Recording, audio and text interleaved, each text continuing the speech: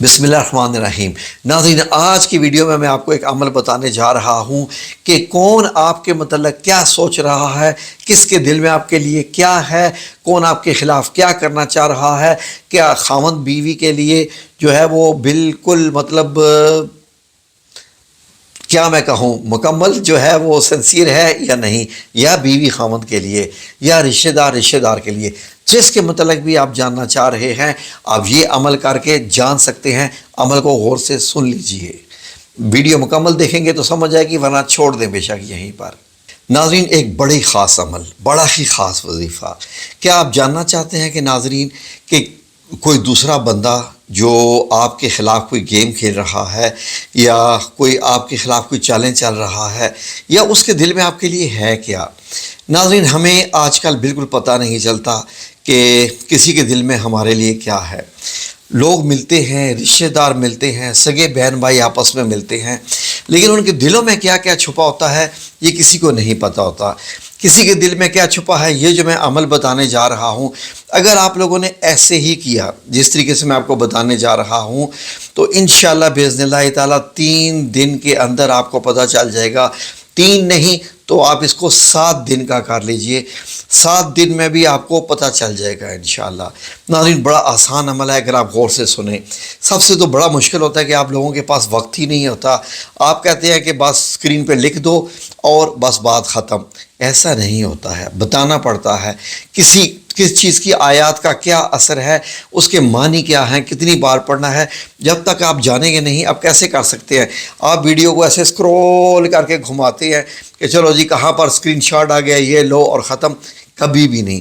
वो वजीफ़े जो आप ऐसे स्क्रीनशॉट लेके करते हैं जिसकी रूह तक आप नहीं पहुंचते, कितने पॉइंट जो मैंने आगे पीछे बताए होते हैं उसके, वो तो स्क्रीनशॉट होता है, लेकिन उसको करना कैसे है ये भी तो जानना ज़रूरी है। वो आप काम करते नहीं, इसलिए आप सारा ज़ाया कर देते हैं और आपको उसका कुछ भी फ़ायदा होने वाला नहीं। होने को हो भी सकता है, लेकिन कैसे होगा जब आप उस चीज़ को वक्त ही ना दें जो कुछ आप हासिल करने के लिए कर रहे हैं। तो नाज़रीन, आज का वजीफ़ा है दूसरे के दिल के हाल को जानने के लिए कि अगला आपके साथ कैसा है। हत्ता कि नाज़रीन, मियाँ बीवी के मतलब अल्लाह रब्बुल इज़्ज़त ने कुरान पाक में क्या फ़रमाया कि दोनों एक दूसरे का लिबास हैं। वो चीज़ जो आपके ऐब को छुपाती है, वो चीज़ जो आपको इज़्ज़त बख्शती है, वो नाज़रीन आपका लिबास होता है। मैं लिबास पहना हुआ हूँ, ये सिर्फ मैं जानता हूँ कि मैं कैसा हूँ। अब नाज़रीन, अल्लाह रब्बुल इज़्ज़त ने इतनी खूबसूरत मिसाल दी है कि लिबास के अंदर का बंदा कैसा है ये मियाँ बीवी एक दूसरे के मतलब जानते हैं। और अल्लाह ने इतनी खूबसूरत मिसाल दी है कि सुनने वाले एक दफ़ा परेशान हैरान हो जाता है कि ये बताने का मकसद क्या था कि मियाँ बीवी भी एक दूसरे से राज छुपाते हैं। बीवियाँ हर वक्त टो में लगी रहती हैं कि उनके मियाँ की कोई ना कोई जनाब शादी हो चुकी है, या कोई ना कोई मामला है जो हमें पता नहीं चल रहा है। क्या मसला, कुछ ना कुछ तो गड़बड़ है कि ये आजकल घर पे तवज्जो नहीं दे रहे, ये आजकल ये नहीं कर रहे, वो पता नहीं बच्चों के साथ भी कम वक्त दे रहे हैं, ज़्यादा देर घर से बाहर रहते हैं, मोबाइल फ़ोन भी छुपाते हैं। तो वहाँ पर फिर ये जब शक पैदा हो जाते हैं तो ताल्लुकात ख़राब हो जाते हैं। अगर मामला ऐसा है, कैसा भी है, फॉर एग्ज़ाम्पल आपका कोई रिश्तेदार है, आप जानना चाह रहे हैं कि वो आपके लिए मतलब क्या सोचता है, आप समझते हैं वो आपके साथ बहुत ही मुखलिस है, लेकिन बात ऐसी नहीं है, तो आप ये अमल करके वजीफ़ा करके मालूम कर सकते हैं। नाज़रीन, इस्लाम की और ये हमारा जो मज़हब है बड़े खूबसूरत है। अल्लाह रब्बुल इज़्ज़त ने चाबियाँ दी हुई हैं। ये जितनी कुरान पाक की आयत हैं ये आपकी बख्शिश की चाबी हैं, मोहब्बत की चाबी है, ख्वाब देखने की चाबी है, जन्नत में जाने की चाबी है, इसको ठुकरा देना, इसको ना करना दोज़ख में जाने की चाबी है। और नाज़रीन, किसी के दिल में मोहब्बत पैदा करना, इज़्ज़त पैदा करना और इल्म हासिल करना, इल्म, ये सब कुछ हर आयत का एक इतना बड़ा असर है।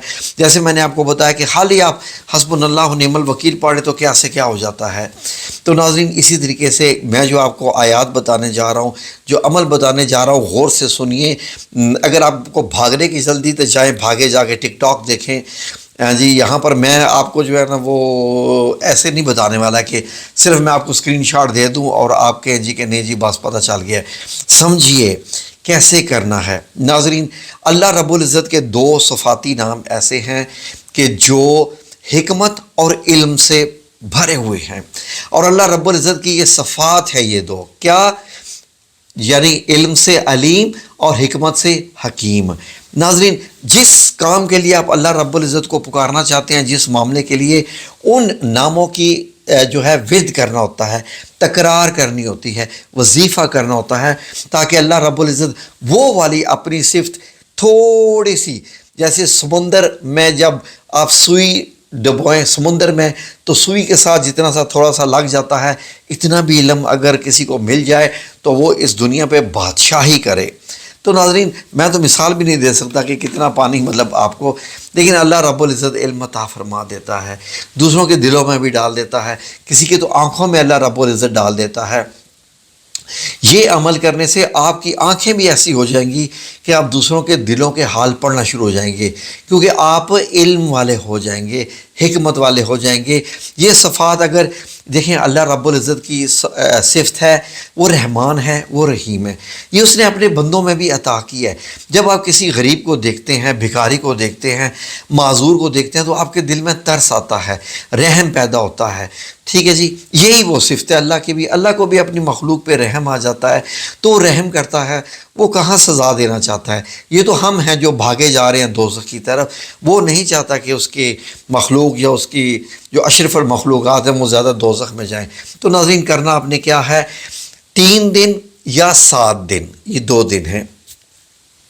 رات کو سونے سے پہلے، رات کو سونے سے پہلے اگر آپ باوضو ہو جائیں تو بہت اچھا رہے گا. باوضو ہو کر، اگر آپ باوضو ہو سکیں، خواتین اگر کوئی معاملہ ہے تو بے شک نہ کریں، تو مطلب یہ ہے کہ وہ پڑھ سکتی ہیں، لیکن باوضو ہو جائیں تو اس کا اثر اور زیادہ اچھا ہے. رات کو سونے سے پہلے آپ نے شروع کیسے کرنا ہے، اب لکھ لیجئے. پھر کمنٹ سیکشن سے بھر جاتا ہے کیسے، کیا، کیوں. دنیا کی ہر چیز کا آپ کو پتہ ہوتا ہے، سوائے وظیفہ کرنے کے طریقے کو.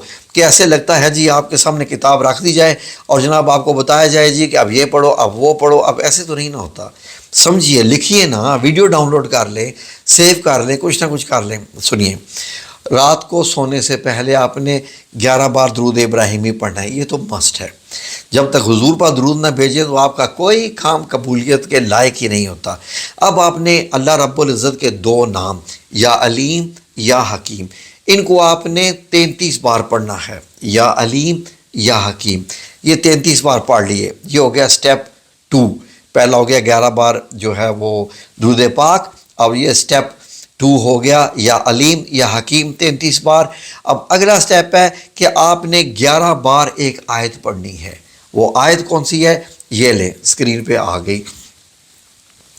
یہ آیت ہے سورہ البقرہ کی، آیت نمبر 32. یہ آپ نے قالو شروع ہوتی ہے آیت، قالو کو نہیں پڑھنا، آپ نے یہاں سے پڑھنا ہے.